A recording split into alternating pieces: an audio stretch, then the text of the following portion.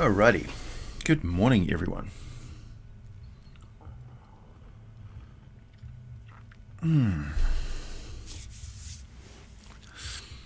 It's time for the last of our November streams. Let's pop out the chat here. I've decided to sort of retroactively participate in Movember. Instead of growing a moustache, I just isolated my poor moustache.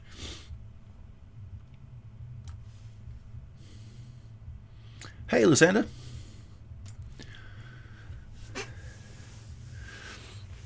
Moonring, good morning.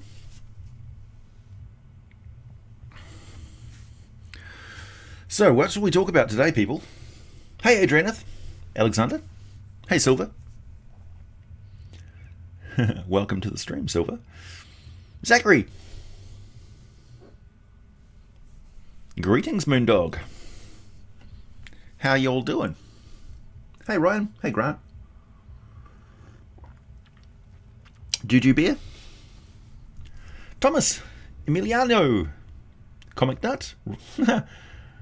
To Josh. Nikolai.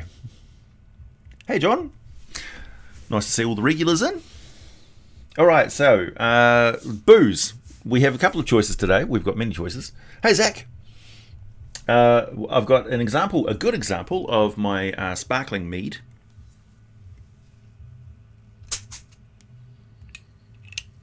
Which I thought I'd demonstrate to you first. See if I can get this on camera. As you can hear, it's quite fizzy.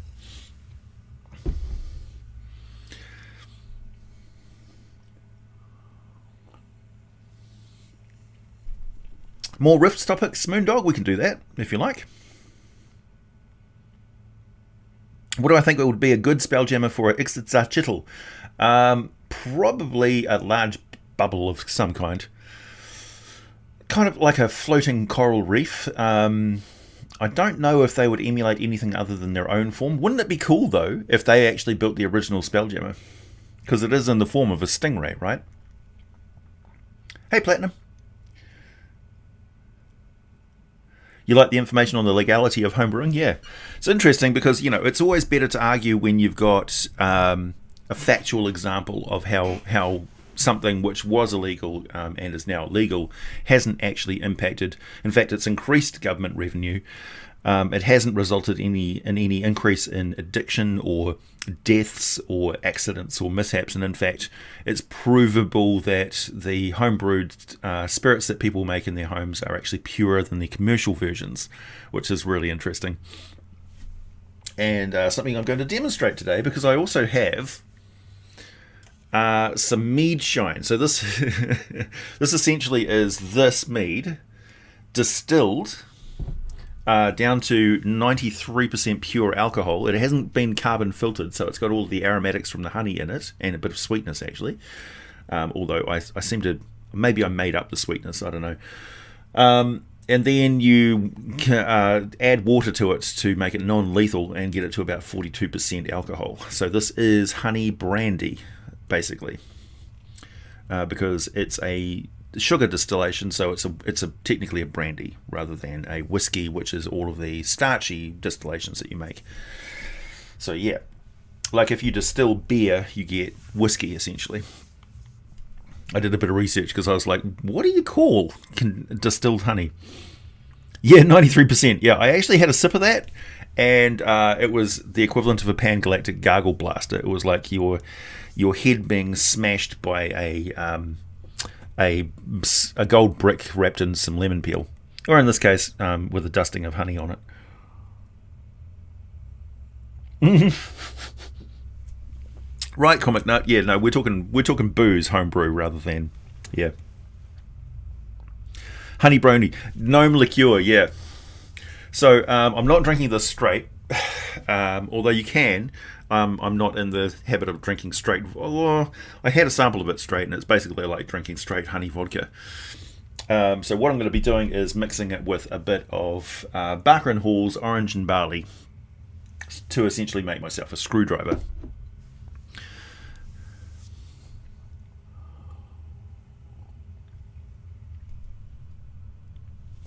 Good, my goodness, distilled mead, is that safe to drink?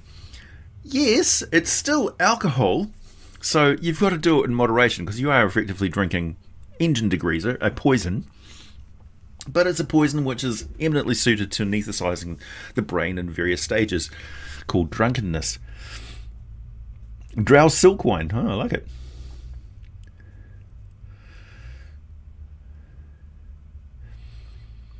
Hey John, opinion on the de-edgifying of Femir lore and the Warhammer Age of Sigmar. I'm not familiar with Warhammer Age of Sigmar, so I'll have to get into that later, John. But thanks though, it's something to look into. I do actually want to do some Warhammer videos, which shouldn't be any surprise to anybody because I like different role-playing games, and Warhammer is one of my favourites.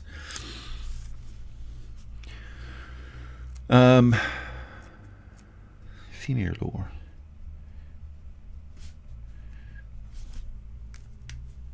Have I ever been so excited to reveal a twist to your players that you started uncontrollably chuckling? Yes. It must be good from how much I've made so far. Yeah. Well, it's like I get into a kick, a hobby, and you end up like producing lots of things. And if you really like doing something, then you tend to do well at it. What sort of body horror themed monsters would you suggest for a backwoods town's butcher shop? I've been brainstorming a Frankenswine. Yeah, that's perfect. Perfect. Hey, Rhetoric the Entertainer, how's the weather? It's not too bad in the Bay of Plenty at the moment. I think there was a bit of rain, but it's not as wet as it should be.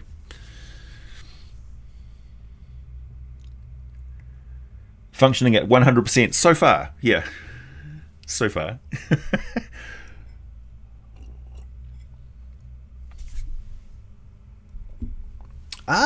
Nikolai, that's actually a very good question. Why is Uthgard in Isgard? He's a bastard. Isgard is not technically it's on the upper plains, but it's right on the borderline. So it's not very, very goodness. And you may have noticed when I was describing the plane of existence that if you look at the Great Wheel, right, you've got all the different planes of existence. Hang on, I'm gonna use a visual aid here. So you got law, chaos, goodness, evil. Like so. Okay. So we have up on the top layer of goodness, like pure goodness, is Elysium, not Celestia. Celestia is more over here towards the lawful scale of things. On the chaos scale of things, Isgard is right on the cusp here, over in the very edge. Over here, an exact opposite of the lawful evil spectrum, is Acheron. So it's constant battle for no particular reason in Acheron, and it's a little bit, it's an evil plane for sure, like it rewards you for killing people. So these planes here, which are right on the cusp of law and evil, law and chaos, are uncomfortable for people from the prime material plane unless they were that way inclined during life. So right on the lawful edge here is Mechanus, right on the chaos edge here is Limbo, right on the evil cusp here is Hades, and not the Nine Hells. That's more on the lawful scale of things, and Elysium right up the top there. In these middle spots here are like the sweet spots where you could imagine you could exist there, particularly in these ones here, Arborea and the Beastlands. Arcadia, which is on the opposite side of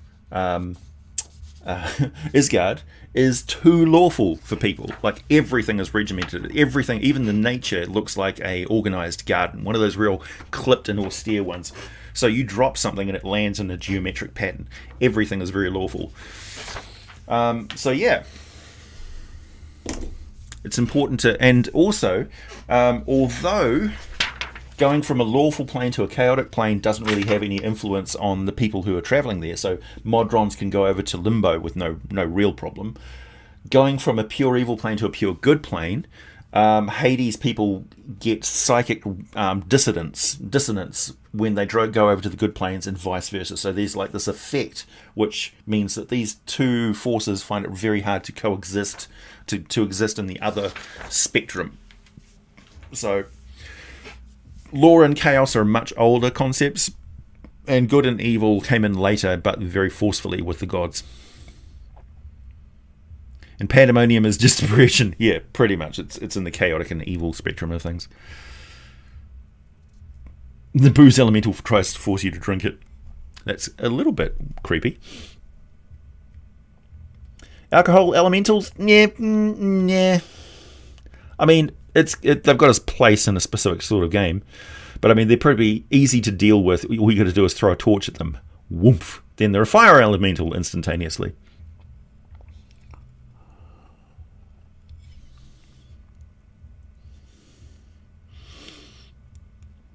Keto Vash. I see like the Tilt 5 heads-up display sort of virtual reality environment group share thing as being a major innovation for tabletop gaming, and we're going to see some stuff coming up from Wizards of the Coast and a lot of major game companies when that technology hits the market. I backed it on Kickstarter, so I'm waiting for my set of goggles to arrive. And it's looking really good. So that's where I see it going, is people sharing a virtual reality environment. So they'll basically have a heads-up display tabletop environment that they're all playing at. But essentially they'll be looking at each other through the monitors as well.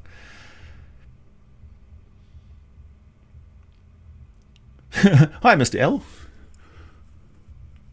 Acheron, or Archeron, however you want to say it. You drop something and it lands in a geometric pattern. It's very lawful. Yeah, pretty much.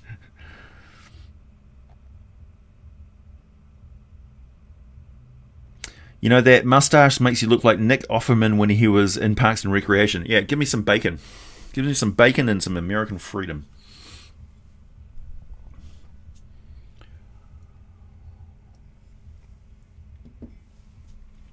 Personally, I think that guy played a fantastic role in that. Hail Yubtub! Sorry, I'm skipping all over in the chat here. So Uthgard is in Isgard, to answer the original question, because he's not good and he's kind of chaotic.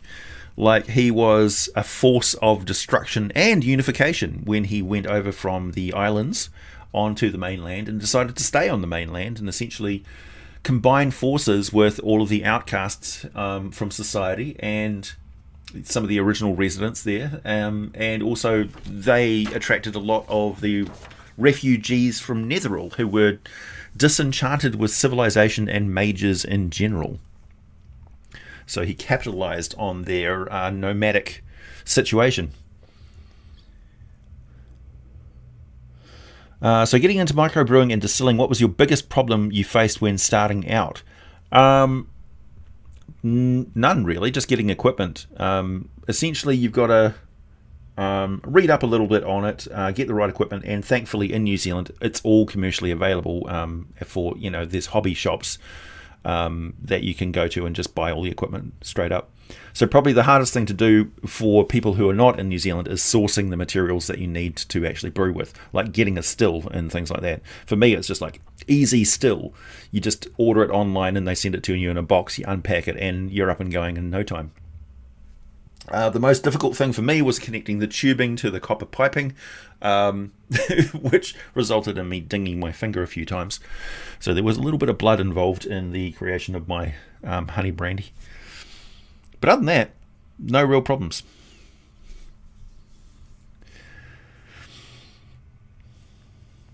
What is a good way to become a friend to a fencer? They like trade, essentially. Just go at them without any prejudice towards their kind, essentially. They're used to sort of being looked upon as troublemakers in Isgard. And, the kind of adventurers who end up going to Isgard as petitioners aren't the sort of people who like to let problems lie. They have a tendency to fling swords and then ask questions later. kick in your door, steal your loot, kill everyone, and leave some crying babies, orphans behind.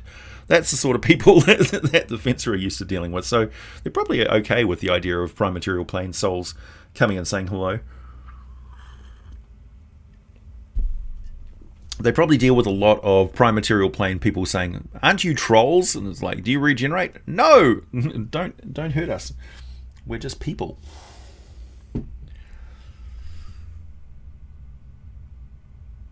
Dinging my finger. Ding, as in like hit. As in injured. Blood for the blood god, yeah. There was sacrifice involved.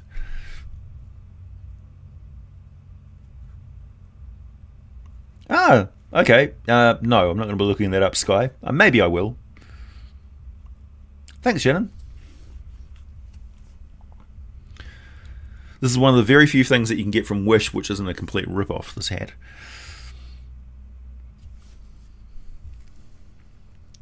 So we'll be getting more planes-related videos. Yeah, you basically always have, Scorch. So they come few and far between because, there's only 16 planes of existence, outer planes of existence to deal with. They are quite complex and involved. Like that one was me cutting it down to half an hour and trying to pack as much. You can sort of feel that I was packing a lot of information in there, and there's a lot of stuff that I really just couldn't cover in detail, like the gods of Greyhawk and stuff and their place in Isgard. And re-going over all of like the barrier and all that sort of stuff. I want to make individual videos about the barrier and the Holophants and stuff because they really deserve a more intense treatment on exactly who the barrier are, what their religions and social structures and attitudes and life cycle and what it's like to be a player character, how to run them as player characters, that sort of thing. Hey, Damien. So yeah, you'll definitely the next Outer Planes video I'm going to be doing is Elysium. So Elysium. If you got any Elysium related questions, I will address those when I make the video. Besides Hellruhr and the Hellgate Keep, what other people and settlements can be tracked back to Netheril? Well, Hellgate Keep goes way older than Netheril because that was built over top of some Elven secrets that they didn't want. They never thought in a moment that Hellgate Keep was going to be demolished in the way that it was, releasing the shit that they buried under there, like mafia buried bodies in the concrete foundations of buildings. So the history of Hellgate Keep goes back beyond its construction. Acheron, it's Greek, yeah. Thanks, Marcos.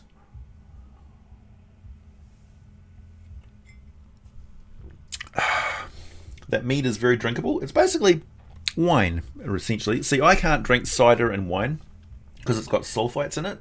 So the reason why I brewed mead is because I knew that I wasn't putting any. You didn't need to put any clarifying agents in it. So it's pure honey, water, and yeast with a little bit of mineral nutrients. That's it. So it doesn't bother my allergy to sulfites. Now, with this stuff, you're going to see me get intoxicated real quick. Because this is like 42% alcohol. Okay. It's also very, very smooth. So I'm going to be chugging back about that much of it. Which is a generous triple shot, I would say.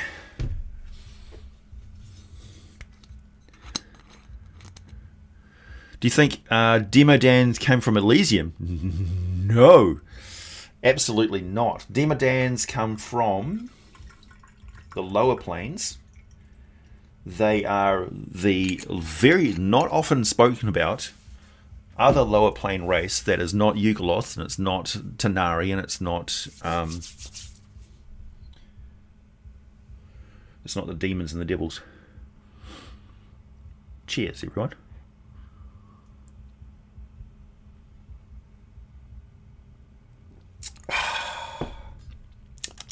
Smooth as silk. So yeah, this is distilled alcohol from this. So I took it straight out of the brewing jug and poured it straight into the distiller, hit the heat, and waited for it to do its magic and start dripping out basically pure alcohol. What the sulfites do to me, they give me an instant headache.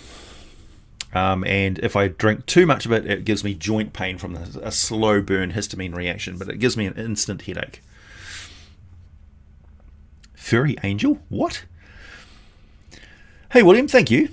Oh, William, thank you. Reminding everyone, this is a monetized live chat. So this is one of the ways that I make revenue on my channel. If you have questions that you absolutely need answered or just appreciate what I do, the super chats are super appreciated.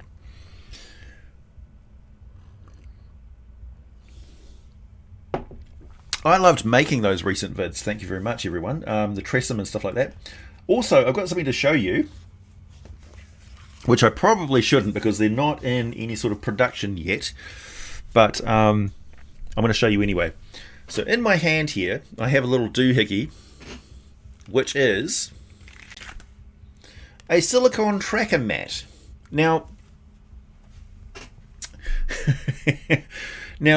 would you be interested in something like this? So what it is it's a dry erase mat, right? So I'll just grab some a dry erase marker.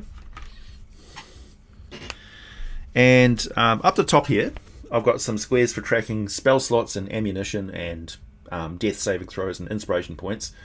I've got a simple 1 to 20 tracker down the middle here where you can do who's on what initiative order on a round, or also what happens during round 1 or round 2 or round 3 or round 4 of combat if you want to track like environmental effects, cave-ins, water flooding, spell effects, durations and things like that. So plenty of room for that. And down the bottom here I've got a little grid tactical map that you can put. It can also just be in like an equipment list or loot table, or it's good for keeping track of the tactical locations of people. So you can have different people in different places. Here's Bob on initiative count, and Goblin. Sorry, it's hard to write like that. And of course it's a dry erase mat that lasts forever and is infinitely reusable. And silicone has a really good property in that it doesn't retain any of the ink, and it's as tough as nails. Like, you can't burn it, it's stretchable, it just lasts forever, and you can compact it up and shove it into your dice bag. So I love this, and this is unique. You won't find it anywhere else in the world. I got it manufactured over in China. These are the 4 test copies that I got made. But we're thinking that because it requires a bit of bread to manufacture it all, whether I should run a Kickstarter or not. Hey, Amos. So what do you reckon? Would you be keen on something like that? Good stocking stuffer for next year's Christmas?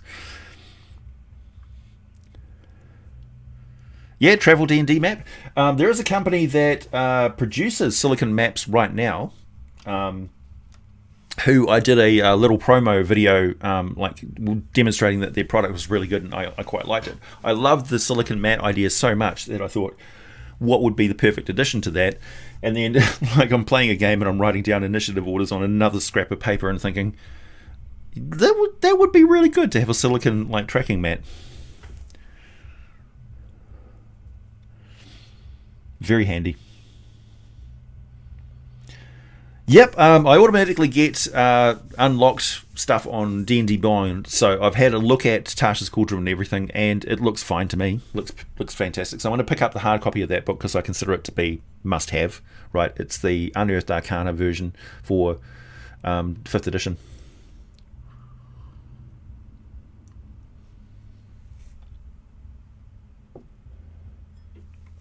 Yeah, so this would be probably under $10. I mean, it's not too expensive to manufacture. It's mainly just getting them sent over from, like, transport at the moment, as you imagine, is prohibitive for sending stuff around overseas. But it's lightweight and pretty easy to pack up. Like, this stuff just compresses down into a little foldable thing like yo. So yeah, trying to keep it under $10. Kickstarter, of course, would significantly reduce the cost and increase, I don't know, what sort of what sort of rewards you could get with it, maybe dice sets and stuff. You'd support that Kickstarter? Thank you very much. Be kind of funny actually if like the first product that I produce commercially is not like a D&D book or anything on monsters. It's a silicon tracker mat. A DM screen designed by me. Maybe that could be a Kickstarter stretch goal for a silicon tracker mat.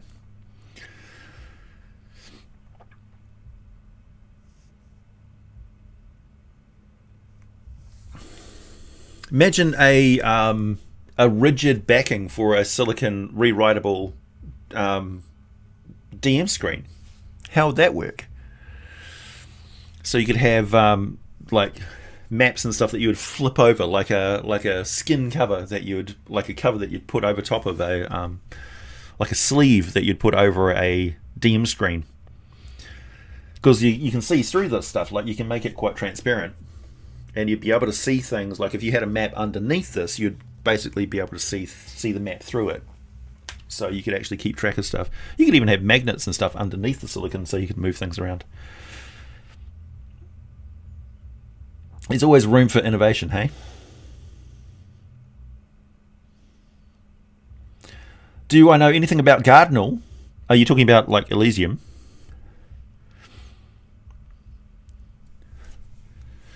Well, that's very encouraging. Everybody seems quite keen. A silicon DM screen, yeah.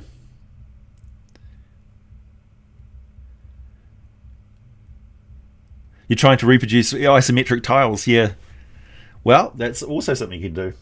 Basically, if you get a transparent silicon mat, you can put it over top of printed out maps of any description, which means that you don't have to mark up your mats. You can just mark on the silicon's mat, and it's dry erase, right? So you can do it forever.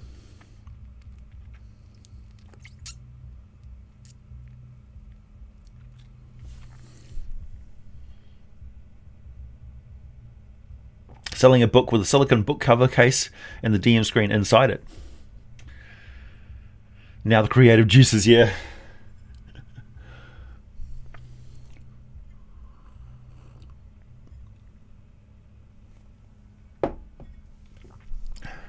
A cheese DM screen boss. How do you become a Cardinal? Again, I would have to look it up. I don't automatically know everything's about D&D. I do actually research these outer planes when I'm making the videos. So rest assured.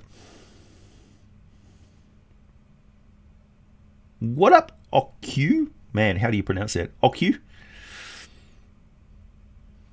You brought Frozen Farbicus to me. Thank you.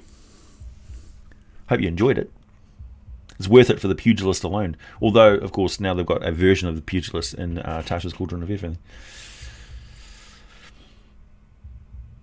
Take my money. So hopefully there's a dude over at Ergon Games which will see that little clip and realise that I mean business when I'm talking about it.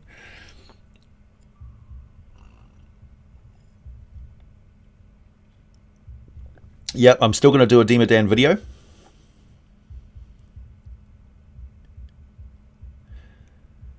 Hey Patrick, yeah, I do have Scandinavian descent. Straight up. Scandinavian, Scottish and English.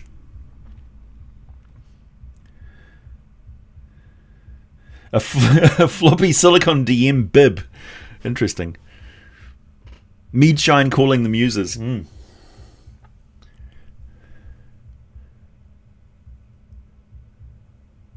Hello from Sweden then. Hello.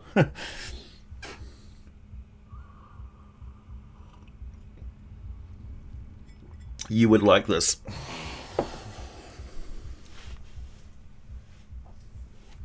Yeah, I think Scandinavian people generally find New Zealand to be quite to their liking. And vice versa. I would love to go over and visit old Norway and to go back to the family roots, because I've got 4,000 years of family history there.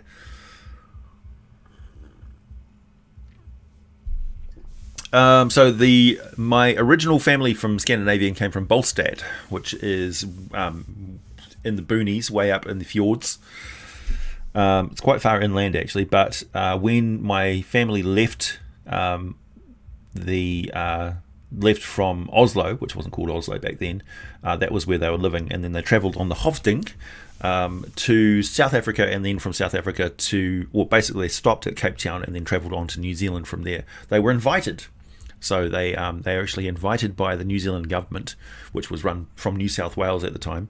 That was 145-ish years ago. They then settled in one of the more gnarly areas of native bush in New Zealand with no resources whatsoever other than what they could carry in on their backs. And they cleared forest until they could build a highway and a railroad through the area. So now the town of Norsewood and Norsewood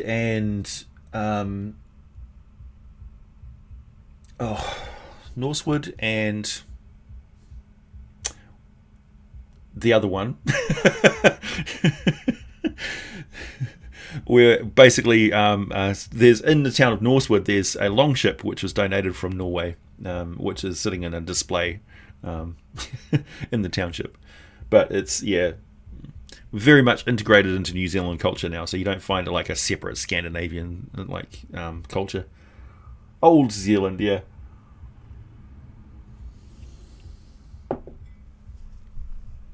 Yeah, so they literally travelled to the other side of the world. What outer plane do I consider the most boring moon ring? You're just firing off good questions today. Arcadia would probably be the most boring for me because it's like one of those austere Victorian gardens. Everything is so clipped and formal and straight lines and done like systematically.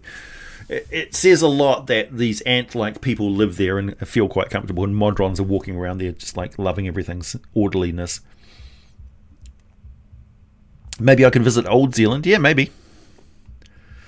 Over in Åland. Is Old Zealand really a thing? It's not called Old Zealand, it's just called Zealand. Yeah, it's Holland. Around there. Arizona, very nice. Like the nice dry atmosphere in Arizona. I've visited Arizona. You like my accent? Thank you very much. I don't have an accent. You've got an accent. Thanks, Adam. One of the few and far between super chats today. Everybody's like tapped out from buying turkey. I understand. It's Christmas coming up. You know, you got to save up for the presents and stuff. So I'll take a back seat. It's okay. Will you be continuing the podcasting thing? Because I greatly enjoy that series. Yes, I will. Even though the view uptakes and stuff on it isn't that great, I think it's probably the thumbnails are too boring. Hopefully they will get a bit of a following because I really enjoy doing them, and that's a perfect opportunity to ask me off the wall questions that may have been missed during live streams and things like that. Have I ever been to the Pacific Northwest? Yeah, I basically just said that I was. I was in California, Arizona, Utah. I made a stop over to Tijuana, so I did the perfect touristy thing. I went to Disneyland, saw the Grand Canyon, and travelled around in a van with a guy who is like a hippie dude, Dan, the bus driver man, who was from Arcosanti in Arizona, which, if you know Arizona and you know what Arcosanti is, gives you some idea of what Dan was like. And when we got to San Francisco, he lost his shit at the traffic, and we all were scared for our lives. But it was great. Old Zealand sounds like a Dark Souls area. I've never played Dark Souls. Didn't go to Phoenix, Arizona. We basically traveled through Arizona, going to different national parks, right? So we went to Las Vegas.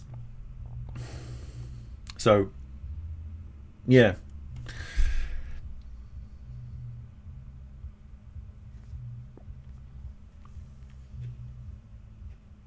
You made potatoes au gratin for Thanksgiving and everyone loved it. Fantastic. Well done, Robert. Do you know anything about Buffalo, New York weather? What kind of campaign would you... What? Do you know anything about Buffalo, New York weather? what kind of winter campaign you would run.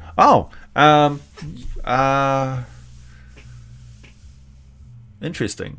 Like, I'm not sure what you're asking. Whether the weather of, like, if you had like a Great Lake area of the Forgotten Realms, it would kind of be like the Moonsea, right? So if you had heavy winter around Impeltur and Damara and the Vast, right? That would be a really good area to run. Like, if you sort of flip it around, it's kind of New Yorky, right? The weather there is cold, and you've got a Great Lake which provides that extra bit of warmth for like cranberry trees and things. It's like in Thay, for instance, they grow apricots and stuff like that, so the weather's quite different over there. But it's like in Damara and Vasi, right up against a great glacier, so there's a lot of climatic variation in that area, and you could see that the people of Impeltur would be like Boston-ish, you know, particularly like Sembia and Cormanthor and the Dales could have like a sort of a Boston-ish type thing. That'd be interesting. I would like to go back and visit the States. Like, even now, I would go and visit the States. I would quite happily. I was on my way to Gen Con. I had fucking tickets and hotels booked and everything. I was going to Gen Con, and then this goddamn pandemic hit and denied me going to Gen Con for the first time.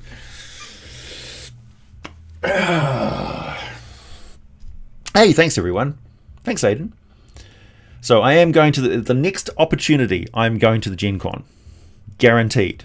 Fucking, I will be there. By hook or by crook. Aiden, which design choices or philosophies do you think make an interesting outer or inner plane? Making my own homebrew world, so this will be useful. So first of all, the outer planes are defined by being archetypes of something. So everything is a metaphor of an outer plane.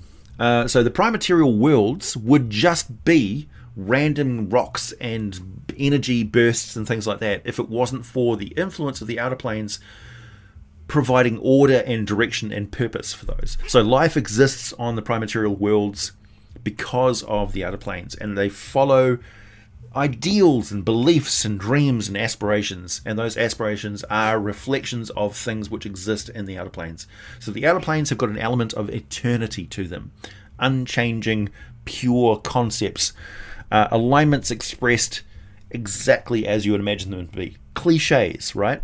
So in the Feywild, we talk about fairy tales, dreams, things like that, how the story of a Fey Lord really influences the area that Fey Lord is in. Otherwise, the Feywild regresses to being primal, nasty, lethal nature, like dialed up to 11. So the Outer Planes are pockets of places which are exemplary examples of that god's religion and their influence. So exactly what you would imagine the Mead Hall of Thor to be like is exactly what it's like all the time. Outside of that, the plane of Isgard is chaotic, random, dangerous, doesn't necessarily care about your feelings, and is a murdo hobo paradise, right? So creating an outer plane is, you think of what you're trying to achieve story-wise, legend-wise, mythology-wise, and you exemplify that in that outer plane. I hope that helps a little bit. Hey Gage, bam! My Emerald Legacy voice. Thank you. Thank you very much. Hey Zach, thank you. Super chats, cause super chat. Oh. It's my happy Thanksgiving. Hey Patrick, thank you. Just some appreciation from all the videos I've seen and learned from. Excellent, yeah. And thanks to everybody who listens to my videos just to go to sleep at night. I've wondered, actually, with the podcasty thing, whether people would like me to read stories and stuff to them, like adult fairy tales. Because I know a lot of people listen to my podcasty stuff just to go to sleep. Like, they listen to my videos either on commute to work or while they're working, and a lot of people listen to my videos to go to sleep, like I'm the Bob Ross, telling them happy little stories about monsters as they drift off to sleep at night.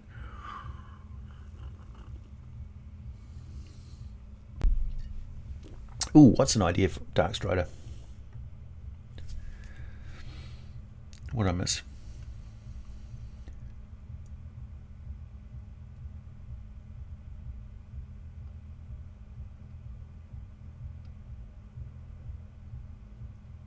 I can't find it. No! I'll have to go back and look for it. Oh, there it is. Use D&D Beyond to create a piercer and roper, please. That is a great idea. Some fun NPCs to add to the Underdark or a cave for the players to meet. I do know that there were some excellent scripts which were submitted in various comment sections on the videos regarding piercer and roper. So, yeah, maybe. 2020, the wonder year. Oh, 2020. We thought 2016 was bad. Remember how 2016 was just the worst? People had t-shirts about 2016. Oh, 2020 says, hold my beer. Holy shit, man. What a year. What do I think about Grim Hollow and Transformation? People have been asking me about Grim. I'm going to have to check out Grim Hollow, obviously, because people are mentioning it a lot. So, is Oceanus in every ocean? There may be portals to Oceanus in a lot of different oceans. Oceanus is fresh water. It's not salt water. Just in case you wanted.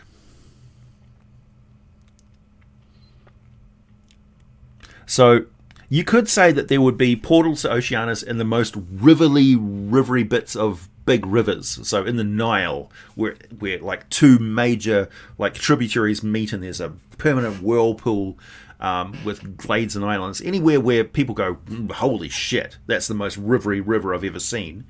That's where you find portals to the Oceanus. Would Krampus be Fey? Yes. Thornadoes.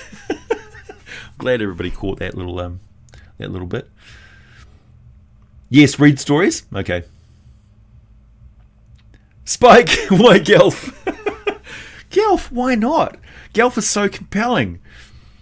Like it's like if you want to do like a sort of an emo character, right? That has a sort of an interesting, like his religion is like suffering and service. So Spike and I are in a role-playing game.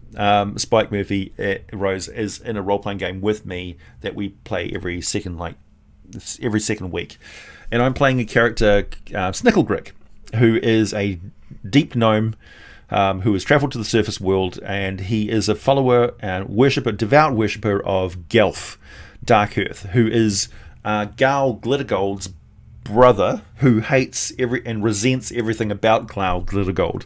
So he's a gnome god that kind of breaks pretty things, smashes gems, and is very bitter about things, but is still like kind of good. Like if Gal wasn't there, Gelf would be the chief deity of the pantheon, sort of thing. So he's a really interesting and compelling character.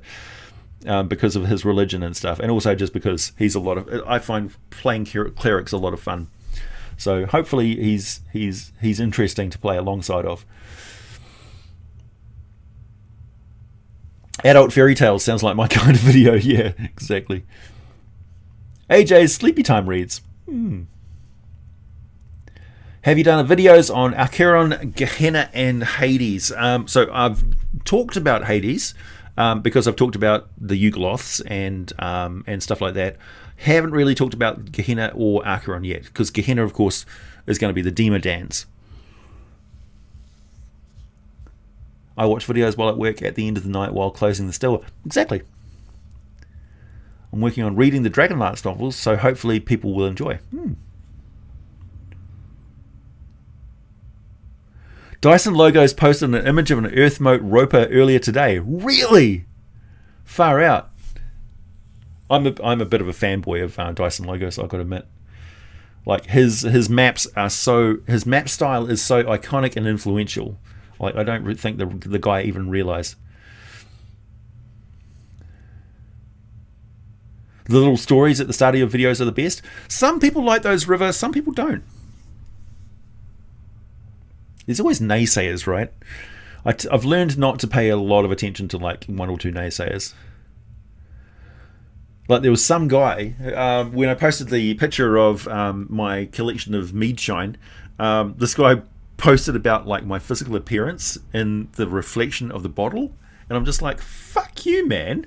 Don't talk about what I look like. It's none of your goddamn business. I can see what like female YouTubers and stuff have to deal with all the time, and it's like, well, it's not nice. He's talking about like my gut being like his. I'm like, fuck you. I'm being reflected in a curvy bottle. Like, I have body image issues too, thank you very much.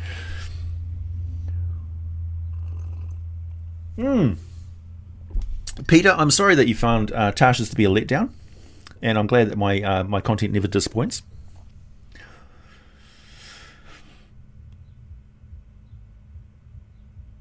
Yeah, faith in Gelf is fascinating. It's like he's going to heal you, and then he's going to ask. He's not going to ask for monetary payment. He's going to ask you for an heirloom or something that you find personally like valuable, and then he's going to smash it in front of you, and you're like, ah! And that is what he's sacrificing to Gelf in return for your for the healing that Gelf has given you. He will smash an item that, like your trinket that your character has. That's exactly what he's going for. He's going to smash that little keepsake that you find so valuable personally, and that is what he pays to Gelf for the service.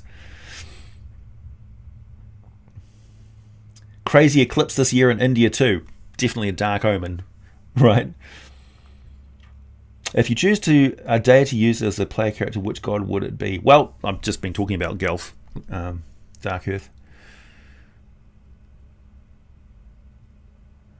A scary, insane dragon that has grafted beholder eyes to itself. The horror. I like it. Do I stream that? No, it's not my game. I'm just a player in the game. And I have streamed games in the past, right? So there are streamed games that are available on my channel for people to watch. But it changes the mood of the table when, like, you're playing online over cameras in the first place and stuff, which is uncomfortable and not exactly what D&D was intended for in the first place, but it's workable. But when you add in that element of we're going to be screening this for an audience, it adds that extra little something that makes it not the same. So I know a lot of people want to see me DMing and stuff like that, but it's different, right? It's different. And really, before I do that, I'd need people who are completely on board with the commitment to doing that over a long period of time. Like, you know how games quite often collapse in on themselves because of we're adults playing the games and we have schedules and we have children and that sort of thing. So, you know, it can be frustrating for people who are watching a campaign, and all of a sudden it just dries up because somebody has to leave and you want to play something else. You know, games are a lot more mercurial. Thanks, Amos. Thank you. Do you have any recommendations for essential reading and inspiration for Underdark adventures, old D&D stuff, DM's Guild or otherwise? I'm running out of the abyss and doing some heavy alterations as we run. Probably the 3.5 edition Underdark book is one of the best reads that I had for that edition. So if you can get hold of the Underdark for 3.5 edition, it's really good. For inspiration, Expedition to Undermountain is also a really good read for like traps and stuff like that. Go to the Forgotten Realms Wikipedia and just look at subjects. Look up Ripplebark, look up the Drow, the Duergar, the major races there, and you'll quickly get an idea of the map and the topography and stuff like that, and ways of handling situations between different populations in the Underdark and how they would interact with each other. So that's my best recommendations for reading material. Rhetoric, thank you. Hey AJ, looking at doing an all-male Drow campaign in Menzo Baranzans in one house, having a semi-group structure, but also infighting for supremacy with classic Drow tropes like Dallas in the Underdark. Any tips? I think you've pretty much got like you've got one hell of a campaign on your hands. That's really cool. If your players are into it, like if they really want to do it, then for sure. But I would say if you're just coming up with that as a concept and laying it in front of them and saying this is what we're doing, they may not be into it. Like, make sure that the players are really into that sort of thing. If you've got a good bead on what your players want to play, then they'll run anything. And it sounds like you've got some great ideas. Definitely draw on Dallas for sure. You know, he's come out of a coma. Oh, it's your twin brother. No, you know, that sort of thing. It was the wrong twin. We thought the other one was in a coma. You mean I've been sleeping with you and you're your twin brother this entire time? Tune in next week.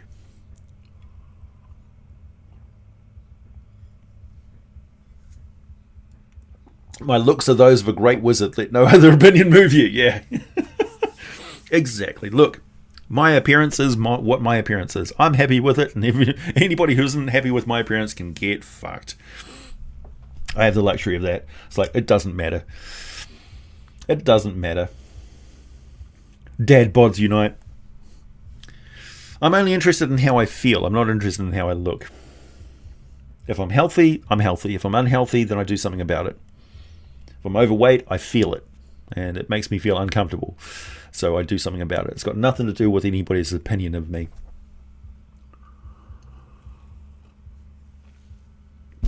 As for my taste and other people, none of anybody's business either.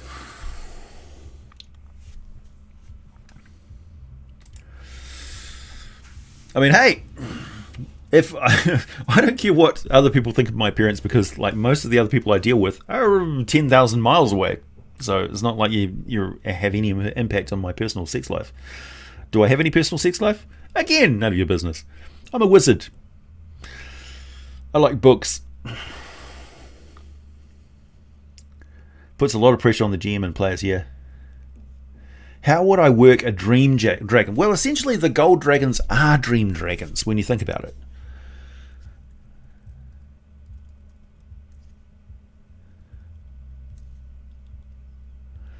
What's my favourite spelljammer ships? I like the Hammerhead ship. That's one of my favourites.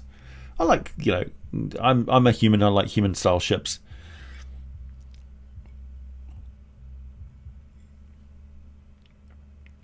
Veins of the Earth is good for Underdark inspiration. Good stuff.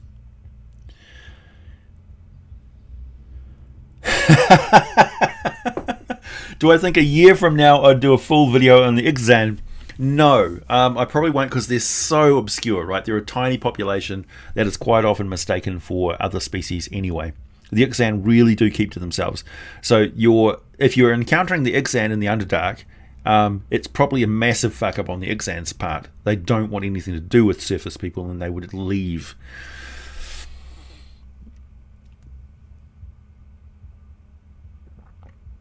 Love of the page and nocturnal emissions. Good grief, Sky. Yeah, go with comedy and soap operas and you can't go wrong. Look, everybody's got different things that they're after in a role-playing game. For a lot of adults, it's just time to kick back with your friends and relax and not worry that you're going to be judged for what you say. And a lot of the conversations which happen online, particularly Twitter, I'm looking at you, Twitter, are overblown exaggerations, overreactionary bullshit that is a lot of virtue signaling and things like that. The actual home sit-down games with people, they say some questionable shit. I have seen podcasts and stuff with people where the Twitter persona of the person is this and that and this, and I stand for this and that platform and this platform sort of thing, and they spout all this rhetoric, and then their friend says something like, burn all Catholics at the stake, and the other person who's like this Twitter personality goes like they are freaked out by what their friend just said in jest because it's being broadcast. I want people to be free to say whatever the fuck they want to say when they're sitting at my role-playing table. I am not a judgmental person. I'm very middle of the road. I have people who have who have off-the-cuff extreme sort of joking shock value senses of humour, and I don't want them judged in a public format. Same thing if you're a fan of mine and you come into my game and stuff. I'm just a guy playing a role-playing game, kicking back with his friends. So I want that environment in my role-playing games. I don't want my role-playing games to be work, right? So yeah.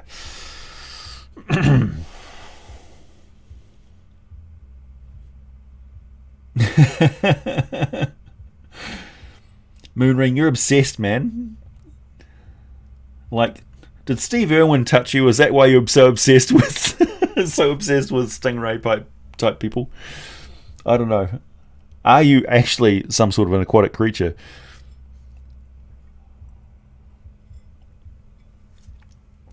you're working on a homebrew maritime adventure. Pretty much all maritime adventures are homebrew. Like, name me one maritime adventure, like official supplement, where you spend most of the time like underwater on the sea.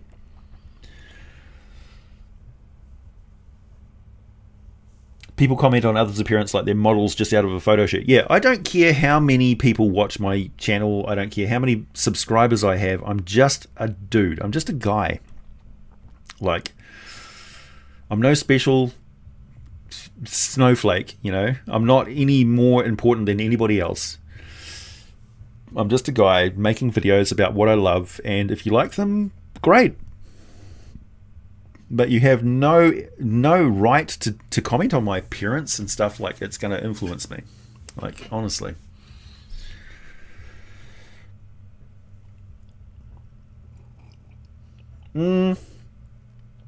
Ghost of Saltmarsh.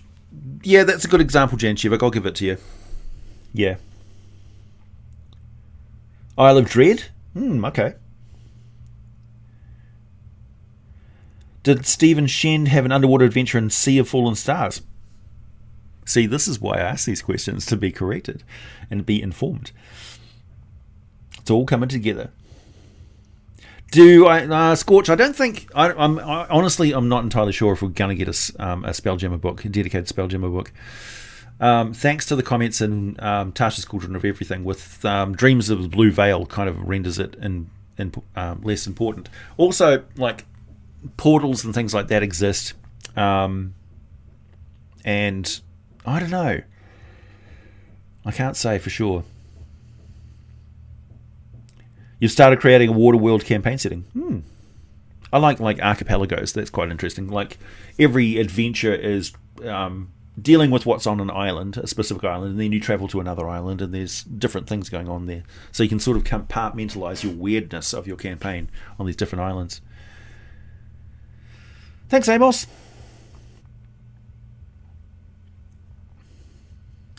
Thanks, Morgan. How does a king stop a gold dragon from taking over? Well, in the past, quite often the gold dragon would be restricted to only having influence in between dragon rages, right? So they'd have to secure themselves away from everything that they hold dear, because they turn into rampaging beasts. That is no longer the case. Most gold dragons are interested in gold dragon stuff. They're not that interested in the humans teeming around them, much like we're not interested in mice, like in our houses. We don't want to get involved in their day-to-day activities other than, like, stop eating my food, don't take my stuff, don't damage my equipment, like, don't chew through my wiring, don't be visible in my house, that sort of thing, right? So most dragons deal with humanoids like they're vermin. Even the good dragons can occasionally get sick and tired of humanoid shit, because they live for a very long time and humans keep repeating the same mistakes, and have crazy ideas about what dragons are into. So gold dragons, when they do get involved, have a long outlook on things. They're not interested in one particular king's reign. They're not interested in land squabbles or borders or things like that. They're interested in preserving the status quo, improving relationships between different races so that wars don't disrupt things. They're interested in maintaining the balance between humanoid civilization and nature, you know, that sort of thing. Spelljammer shall rise again. Maybe.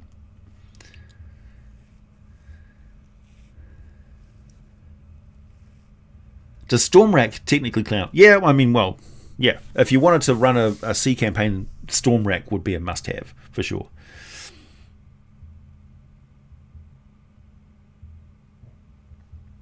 How would one implement an alien intelligence from Rifts into a D&D campaign, say at the Hidden Evil controlling multiple lich or something of the sort? So you could have it like a Undead Beholder sort of thing. There are sort of horrible, like, it would be an aberration, right? So it would be a major aberration. Maybe even a primordial, like an atropal, would be a good template to use for an alien intelligence. It could be done. Thanks, Scorch. Yeah, it's almost time for me to go anyway, people. Cheers.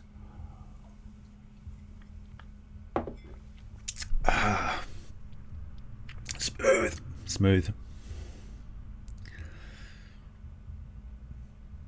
That's true. Yep. One of my next videos is going to be on Elysium.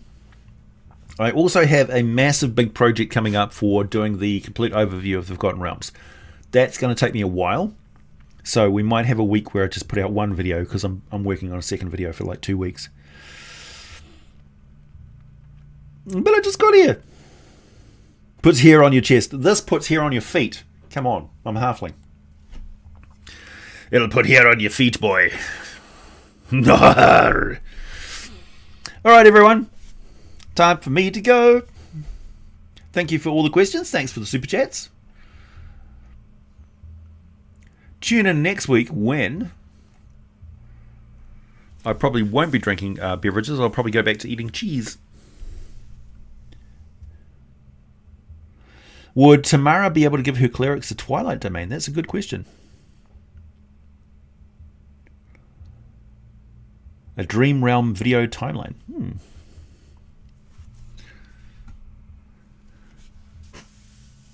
Questions regarding dragons, giants, that sort of thing. Cheese and Mead. Civilized hill giants. Yep, they're a thing. Alright, everyone. Thanks for tuning in. Catch you next week.